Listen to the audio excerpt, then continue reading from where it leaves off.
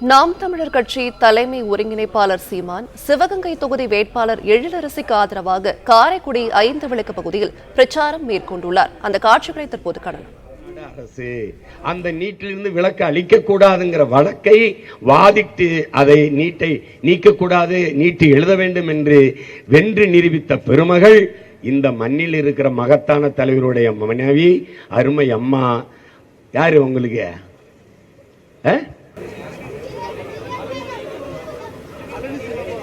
நளினி சிதம்பரம். ஏன்னா எனக்கு மட்டும்தான் தெரியும், உங்களுக்கு தெரியலையோன்னு நினைச்சிடக்கூடாது இல்ல. ஆனாலும் உங்களுக்கு எல்லாம் தெரியும், ஓட்ட அங்கதான் போடுவீங்க. அந்த கைதான் இங்கிட்டு காசை வாங்கிட்டு பல பொய்களை சொல்லி எழுத வச்சிருச்சு. அந்த கை பண்ண துரோகம் இந்த நாட்டுக்கு 1 2 கிடையாது. இந்த ஜிஎஸ்டி சிஎஸ்டி வரியை கொண்டாந்தது யாரு? இவர்கள்தான். வரி என்பது ஒரு அடாவடி பொருளாதாரம், அடாவடி பொருளாதார கொள்கை. எப்படி? நான் கரும்பு வச்சிருக்கேன், வாழை வச்சிருக்கேன் என் தோட்டத்தில். நாளைக்கு எல்லாம் தார் விட்டுருச்சு, கரும்பு முத்திருச்சு, நாளைக்கு வெட்டிடலாம், வண்டியில் ஏற்றிடலாம். ராத்திரி போய் படுக்கிறேன், வாழை தார் விட்டுருச்சு, காலையில் அறுத்துடலாம், ஆளுகளை கூட்டிகிட்டு வந்துடலாம், போய் படுத்துடுறேன்.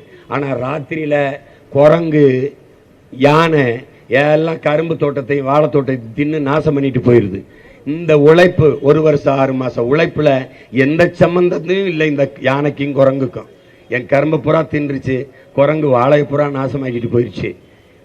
அப்ப உழைப்பு துளியும் இல்லாது மொத்த பயனையும் அனுபவிக்கிற யானை குரங்கு போல இது அடாவடித்தனம் இல்லையா? அது மாதிரி எந்த முதலீடும் செய்யாத இந்த அரசு என் வரியை, லாபத்தை பூரா வரி என்கிற பேரில் வாரி சுருட்டி கொண்டு போற பொருளாதார கொள்கைக்கு பேர்தான் என் உடன் பிறந்தார்களே அடாவடி பொருளாதார கொள்கை.